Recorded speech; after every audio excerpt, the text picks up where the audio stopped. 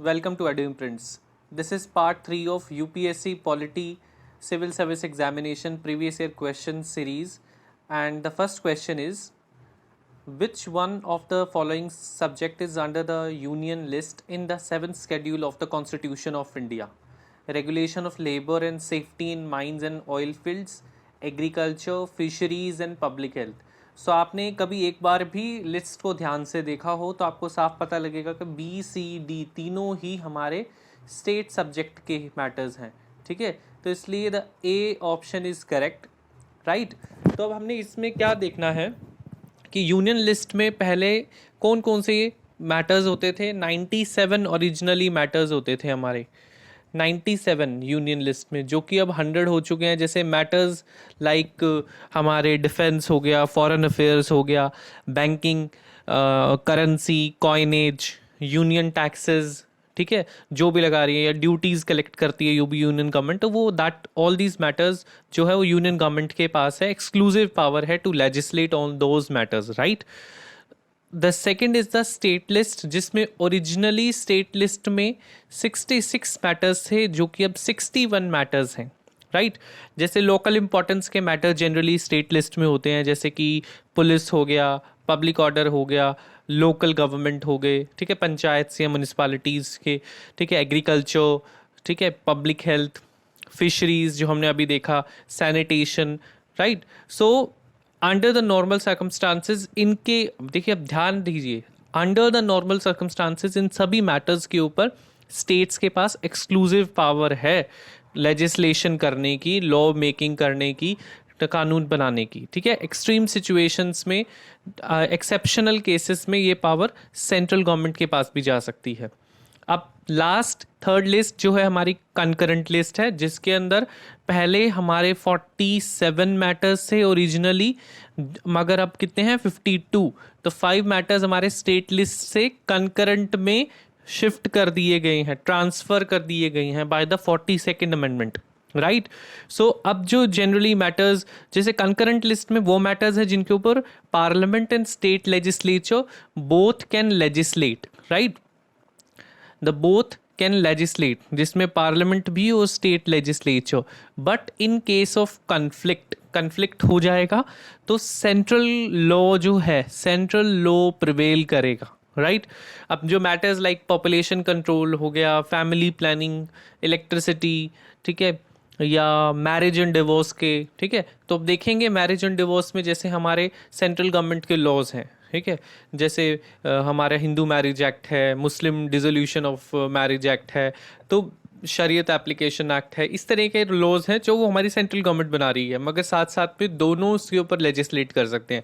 जैसे अब आप देखेंगे जैसे कि न्यूज़ में आ रहा है कि Uttarakhand is bringing up the UCC in their state. ठीक है, तो वो अपना यूसीसी लेके आ रहे थे, इसका मतलब उनके पास भी इसके पास पावर है, कॉन्करेंट मैटर है, तभी वो इसके ऊपर कानून बना सकती है स्टेट. ठीक है, ड्रग्स का इशू हो गया, न्यूज़पेपर्स, बुक्स, प्रिंटिंग प्रेस. सो जो मैंने आपको बताई ये कॉमन मैटर्स हैं जो आपको पता होने चाहिए. राइट, फिर उसके बाद हमारा the next question is what does the 104th constitutional amendment bill related to. ठीक है, तो जब ये जनरली देखिए बिल नंबर और एक्ट नंबर दोनों में फ़र्क होता है. ठीक है, तो 104th बिल है तो वो ज़रूरी नहीं है कि वो एक्ट होगा. ठीक है, बिकॉज मान लीजिए कोई बिल लेकर आए हैं, वो पास नहीं हुआ तो वो नंबर फिर अगला नंबर जाएगा दूसरे किसी भी लेजिस्लेशन में, तो दे आर नॉट सेम नहीं होते हैं. जनरली अलग अलग नंबर होता है बिल का और एक्ट का. कई बार वो बिल पास नहीं हुआ तो फिर वो बेसिकली पेंडिंग रह जाता है. इसलिए जो 104th है उसका करेक्ट आंसर है C, the providing quota to socially and educationally backward classes in private educational institutions. ठीक है, तो आपको वही बिल के नंबर्स याद रखने जो रिसेंट 3-4 जो हैं आपको वो याद रखने होते हैं और जो न्यूज़ में होते हैं. ठीक है, उसके बाद हमारा नेक्स्ट क्वेश्चन आ जाता है, that is which one of the following commission was set up in pursuance of the definite provision under an article of the Constitution of India. right, तो इसके अंदर आपको सभी को पता होगा हमारी सबसे पहली बॉडी है, जब चाहे हम लक्ष्मीकांत भी पढ़ते हैं तो इलेक्शन कमीशन है. ठीक है, तो election commission is a is a body और इज अ कमीशन जिसका एक डेफिनेट प्रोविजन है under an article of the constitution of India, जो कि हमारा 324 है, राइट। सो एक what is election commission? Election commission एक परमानेंट इंडिपेंडेंट बॉडी है, ठीक है, और free and fair elections conduct कराने के लिए जिस उनके पास power of superintendence, direction, control of elections to the parliament के, लोकसभा के, देन हमारे राज्यसभा के जो कि डायरेक्ट इलेक्शंस होते हैं, स्टेट लेजिस्लेचर के बोथ, जो मान लीजिए कहीं पर स्टेट लेजिस्लेटिव काउंसिल है उसके, ठीक है, और office of president of India and office of vice president of India. Generally चार, parliament, legislature, state legislature, president and the vice president के इलेक्शंस हमारे इलेक्शन कमीशन कंडक्ट कराते हैं, राइट। जो म्यूनिसिपैलिटी और पंचायत इलेक्शंस हैं वो स्टेट इलेक्शन कमीशन कंडक्ट कराते हैं। सो इसलिए इलेक्शन कमीशन को ऑल इंडिया बॉडी कहा जाता है, because it is common to both the central and the state government, ठीक है। So they are not concerned with the elections of panchayat and municipality, उसके लिए स्टेट इलेक्शन कमीशन है। अब उसके साथ साथ हम देखते हैं, जैसे हमारा सबसे पहले बॉडी है इसके अंदर university grant commission.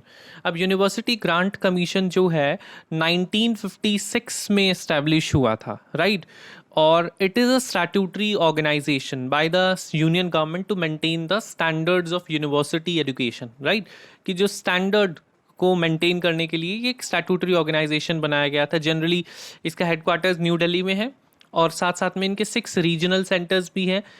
Functions like UGC का, जैसे कि यूनिवर्सिटी एजुकेशन को प्रमोट करना, कोऑर्डिनेशन करना उसका, ठीक है, जो regulations banana minimum standard of education के, ठीक है, और जो फंड्स या बेसिकली ग्रांट्स देना कॉलेजेस और यूनिवर्सिटीज़ को और उनको एफिलिएट करना, ठीक है, ये सभी काम है। उसके बाद हमारा आ जाता है दैट इज़ सेंट्रल, जैसे हम विजिलेंस कमीशन के बारे में बात करते हैं तो सेंट्रल विजिलेंस कमीशन के इज़ अ बेसिकली किस लिए एस्टैब्लिश की गई थी? फॉर प्रिवेंटिंग द करप्शन, ठीक है। कब एस्टैब्लिश की गई थी? 1964 में एस्टैब्लिश की गई थी by the executive resolution of the central government, ठीक है। और किसकी रिकमेंडेशन के बेसिस के ऊपर? संथानम कमेटी की रिकमेंडेशन के ऊपर। संथानम कमेटी जो कि प्रिवेंशन ऑफ करप्शन के टॉपिक के ऊपर बेसिकली इनको बिठाया गया था, इसलिए इन्होंने रिकमेंड करा था सेंट्रल विजिलेंस कमीशन को for preventing the corruption in the central government. अब ओरिजिनली जो सीवीसी थी, सेंट्रल विजिलेंस कमीशन, ना was neither a constitutional body NOR a statutory body, मगर 2003 में 1964 में स्टैब्लिश हुए 2003 के अंदर सीवीसी को पार्लियामेंट ने एक लॉ एक्ट कर दिया, इसको स्टैट्यूटरी स्टेटस दे दिया। ये एक कॉमन इन्फॉर्मेशन है जो कि आपको पता होनी चाहिए because it was in the previous year question, right. फिर उसके बाद हमारा एक बॉडी रह गया that is national human right commission. National human right commission जो है NHRC, ये 1993 में एस्टैब्लिश हुई थी, एक स्टैट्यूटरी बॉडी है, ठीक है, और इसका भी हेडक्वार्टर्स दिल्ली में है, न्यू दिल्ली में है। और जो कमीशन है एक मल्टी मेंबर बॉडी है, चेयरमैन एंड 5 मेंबर्स होते हैं जनरली। उसके बाद हम नेक्स्ट क्वेश्चन पे आते हैं कि फॉलोइंग स्टेटमेंट्स हैं। सबसे पहला स्टेटमेंट है कि फ्री एंड कंपलसरी एजुकेशन जो 6 to 14 ईयर्स ऑफ एज है बाय द स्टेट, ये जो प्रोविजन है 76 से ऐड हुआ था अमेंडमेंट से, तो ये रॉन्ग है। आप सभी को पता है 86th अमेंडमेंट से ऐड हुआ था। फिर उसके बाद Sarva Shiksha Abhiyan seeks to provide the computer education even in the rural areas. Yes it is, because ये किस लिए किया गया था? जो डिजिटल डिवाइड है उसको बेसिकली पूरा करने के लिए, डिजिटल डिवाइड को उसको ब्रिज करने के लिए ये प्रोविजन किया गया था इन सर्व शिक्षा अभियान। फिर उसके बाद जो education was included in the concurrent list by the 42nd amendment, ठीक है। तो ये this is one of the subject जो कि 5 सब्जेक्ट हमारी 1976 में जो देन प्राइम मिनिस्टर थी इंदिरा गांधी जी, उन्होंने अमेंडमेंट लेकर आए थे वो, और उन्होंने जो 7th शेड्यूल में जो 5 स्टेट लिस्ट के सब्जेक्ट से उनको सेंट्रल कॉन्करेंट लिस्ट में ट्रांसफ़र कर दिया था। तो education was also one of the 5 subjects जो कि ट्रांसफ़र हुए थे, जो जिसमें सबसे पहले एजुकेशन मैंने आपको बताया, एक फॉरेस्ट जो ट्रांसफ़र हुआ था, तीसरा जो वाइल्ड एनिमल्स का जो प्रोटेक्शन एंड बर्ड्स का प्रोटेक्शन, वो एक मैटर था जो कि स्टेट लिस्ट में था, उसको कॉन्करेंट में ट्रांसफ़र किया गया था। Fourth is the administration of justice, right. So administration of justice transfer किया गया था. And the last was the weights and measurements. ठीक है, सो वेट्स एंड मेजरमेंट. तो 5 सब्जेक्ट ट्रांसफर हुए. Education, forest, protection of wild animals and birds, the administration of justice, weights and measurements. Next question हम देखते हैं. Which of the following constitution amendment seeks that the size of the council of ministers at the center and in the state must not exceed 15% of the total number of members in the Lok Sabha and the total number of members in the legislative assembly. कि जो लोक सभा है और जो विधान सभा है उसके members जो होते हैं उनके 15% से ज़्यादा हमारे काउंसिल ऑफ मिनिस्टर ना हो. तो ये बड़ा पॉपुलर अमेंडमेंट हुआ था. This is 91st amendment. ठीक है, अब 91st अमेंडमेंट में सिर्फ यही एक प्रोविजन नहीं था, एक और प्रोविजन था कि एक पर्सन है जो कि डिस्क्वालीफाई होता है as a member of parliament और as a member of legislative assembly on ground of defection. So वो they shall also be disqualified to be appointed as a minister. कि वो यदि विधायक नहीं रहेगा या सांसद नहीं रहेगा तो फिर वो मिनिस्टर भी नहीं रह सकता, वो एज अ मिनिस्टर भी डिस्क्वालीफाई हो जाएगा. ठीक है, अब ये जो 15% का प्रोविजन है लोकसभा और जो हमारी विधानसभा है लेजिस्लेटिव असेंबली में उसके ऊपर एप्लीकेबल होता है same. But there is exception at the state level कि the number of ministers including the chief minister in a state shall not be less than 12. कम से कम 12 होंगे. ठीक है, स्टेट के अंदर यदि मान लीजिए वहाँ की लेजिस्लेटिव असेंबली के जो मेंबर्स हैं वो इतने कम हैं कि वो 12 से कम जाता है 15%, तो नहीं हो सकता. The 12 is the minimum number of council of ministers including CM. Right, आपको इसको याद रखना है. उसके बाद 93rd जो अमेंडमेंट हम देखते हैं तो 93rd अमेंडमेंट हमारी थी 15th जो हमारा आर्टिकल है, article 15 on the fundamental rights. उसके अंदर स्टेट ने एक प्रोविजन ऐड करा था for the advancement of socially and educationally backward classes. जो सामाजिक और जो हमारे एजुकेशनली बैकवर्ड हैं उनके लिए, for the schedule caste, schedule tribe communities, for regarding their admission to the educational institutions. ठीक है, कि जो एडमिशन होता है एजुकेशनल इंस्टीट्यूशंस में including the private educational institutions. ठीक है, प्राइवेट एजुकेशनल इंस्टीट्यूशंस भी हैं इसके अंदर, चाहे उनको जो सरकार है सहायता दे रही है, वेदर दे आर एडेड और अनएडेड बाय द स्टेट. इस चीज़ को याद रखना है. Except the minority educational institution, ये पहले भी हमारे प्रीवियस वीडियो में हम डिस्कस कर चुके हैं. ठीक है, तो ये प्रोविजन दूसरी बार आ रहा है फ्रॉम द 1995 से 2007 क्वेश्चन. तो देखिए प्रीवियस ईयर इस तरीके से रिपीट होते हैं, इसलिए 25 ईयर्स ईयर इंपॉर्टेंट है. तो आपने याद रखना है कि 93rd अमेंडमेंट से आर्टिकल 15 में अमेंडमेंट हुई थी जिसके अंदर स्पेशल प्रोविजन ऐड किया गया था किनकी एडवांसमेंट के लिए, socially educationally backward classes citizens के लिए, scheduled tribes and scheduled caste के लिए, regarding their admission in the educational institutions including the private educational institution whether they are aided or unaided by the state except the minority educational institution. उसके बाद हमारा आ जाता है that is 95th amendment के अंदर हमने रिजर्वेशन को extend करा है. SC STs और जो एंग्लो इंडियंस का रिजर्वेशन होता था in the Lok Sabha till 2020, right, 2020 तक हमने इसको एक्सटेंड करा था. ठीक है, बाय द 95th अमेंडमेंट से हमने इसको एक्सटेंड करा था.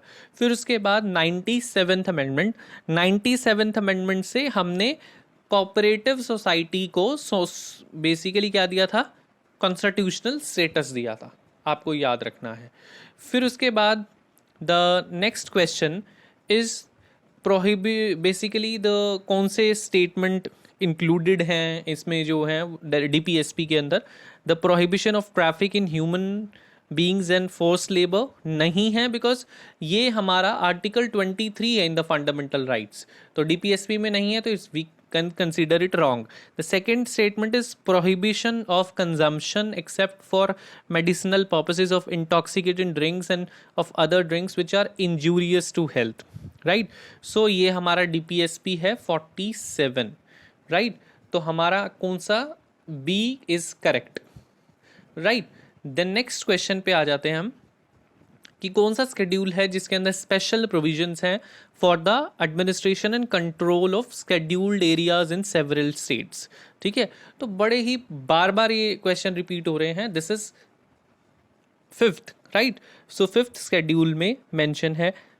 उसके बाद जैसे हमारा जो थर्ड है उसमें ओथ मेंशन है, सेवेंथ में डिस्ट्रीब्यूशन ऑफ जो हमारी 3 लिस्ट हैं, और नाइन्थ में आपको सभी को पता है लैंड रिफॉर्म से related.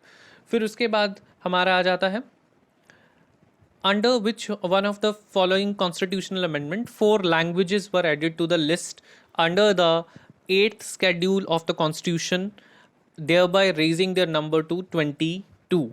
It's very popular, 92nd, right? So 92nd से हमारा ये ऐड हुआ था, जो कि 2003 में ऐड हुई थी, जिसके अंदर 4 जो लैंग्वेजेस थी, एक तो बोडो, एक डोगरी, एक मैथिली एंड संथाली। ठीक है, so these 4 languages were added और हमारे 8 स्केड्यूल में जो हमारी लैंग्वेजेस हैं। देन हम नेक्स्ट क्वेश्चन पे आ जाते हैं कि कॉन्स्टिट्यूशन में कौन सी फंडामेंटल ड्यूटी नहीं है। तो वेरी फर्स्ट यही है, to vote in the public elections. आपने फंडामेंटल ड्यूटीज़ को बाय हार्ट याद करना है। साइंटिफिक टेम्पर भी है, पब्लिक प्रॉपर्टी को सेफगार्ड के रिलेटेड भी है, और कॉन्स्टिट्यूशन और आइडल्स वाला भी है। तो हम देख लेते हैं, देखिए कैसे याद करना है कि एक सिटीजन है, उसकी रिस्पॉन्सिबिलिटी है कि वो कॉन्स्टिट्यूशन को अबाइड करे और उसके आइडल्स को भी रिस्पेक्ट करे।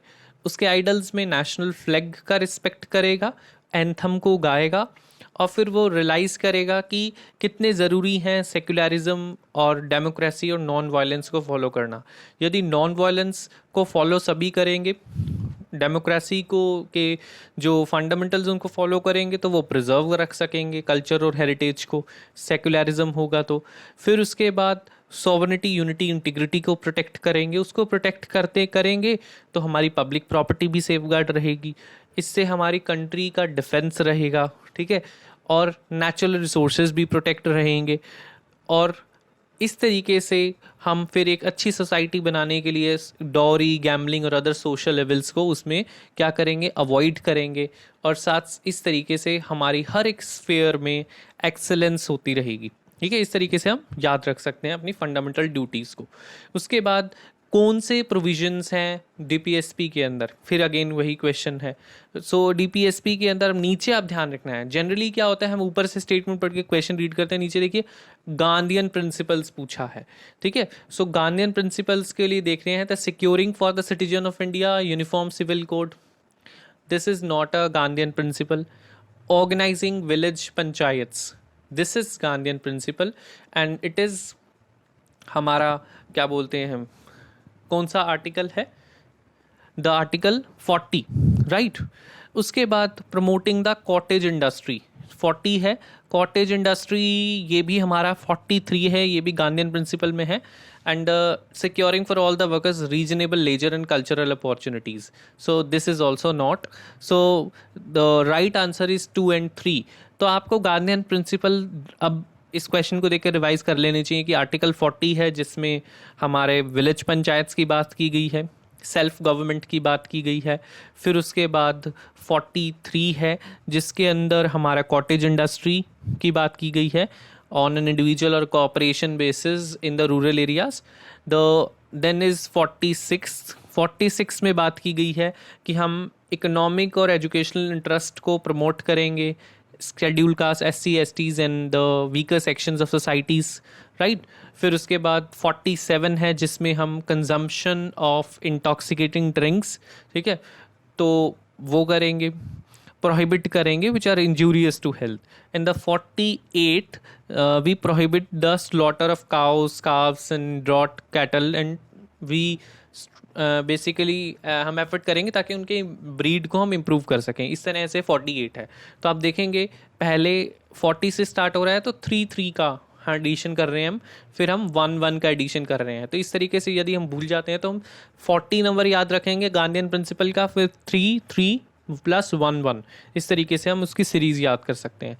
फिर उसके बाद नेक्स्ट क्वेश्चन आ जाता है, देखिए ये हमने इसको ऐड भी करा है, 40, 43, 46, 47, 48, right.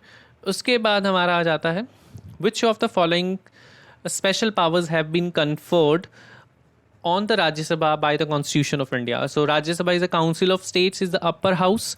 So to change the existing territory of a state and to change the name of a, तो स्पेशल पावर नहीं है ये, ठीक है, कि स्पेशल पावर का मतलब है जो एक्सक्लूसिवली राज्यसभा के पास है, to pass a resolution empowering the parliament to make a law in the state list and to create one or more all India services. अब देखिए ये स्पेशल पावर क्यों दी गई है, because the Rajya Sabha is a council of states. Council of states कैसे है, because वो जो हमारे एमपीज़ हैं राज्यसभा में, वो हमारे स्टेट्स के जो मेंबर ऑफ लेजिस्लेटिव असेंबली हैं, एमएलएज हैं, वो इनडायरेक्ट बेसिकली उनको चुनकर भेजते हैं इन द राज्यसभा। तो इसलिए वो स्टेट रिलेटेड मैटर्स के अंदर उसको पावर दी गई है कि वो रेजोल्यूशन पास करके स्टेट लिस्ट के किसी भी मैटर्स के ऊपर कानून बना सकते हैं और ऑल इंडिया सर्विसेज का। सो ये जो पहला प्रोविजन है एंड से पहले कि वो रेजोल्यूशन पास करके लॉ बना सकते हैं, दिस इज इन आर्टिकल 249। और जो ऑल इंडिया सर्विसेज है, all India services is article 312, right. तो ये आपने याद रखना है। So this is B is correct. The next question is the which of the following provision of the constitution having a bearing on education. अब bearing of education जैसे हम देखते हैं डीपीएसपी, तो डीपीएसपी में यदि कोई रिलेटेड ऐसा प्रोविजन है जो कि एजुकेशन से है, यस है, वो है आर्टिकल 45, ठीक है। आर्टिकल 45 में लिखा है कि childhood care education below the age of 6 years, तो ये करेक्ट है।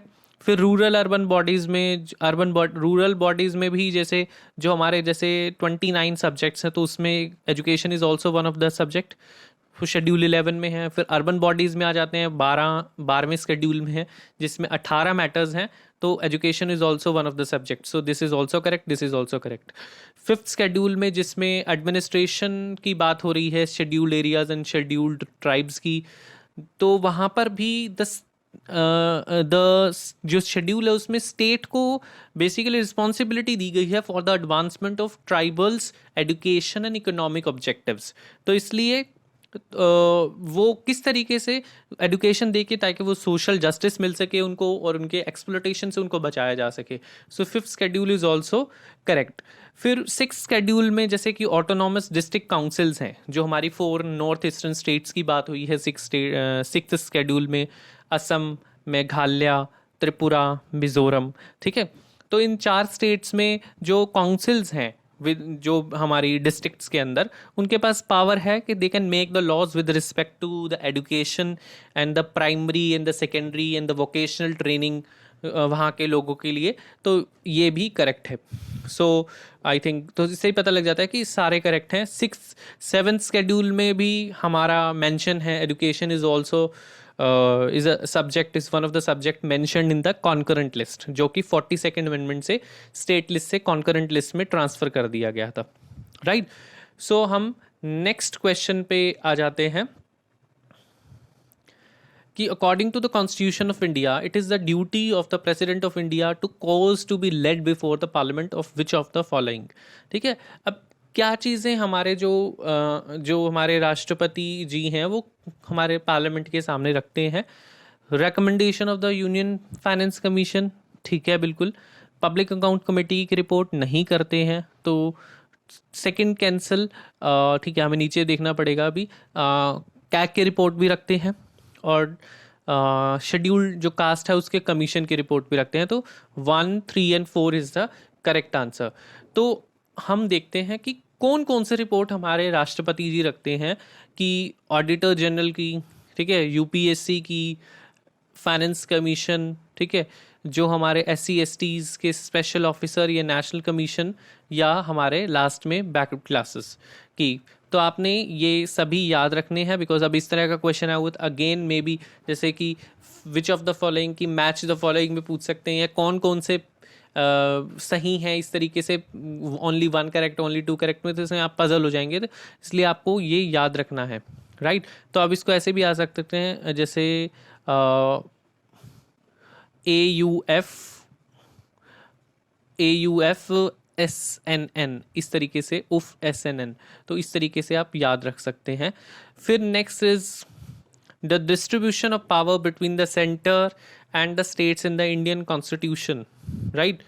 The Indian Constitution is based on the act provided in the, ठीक है।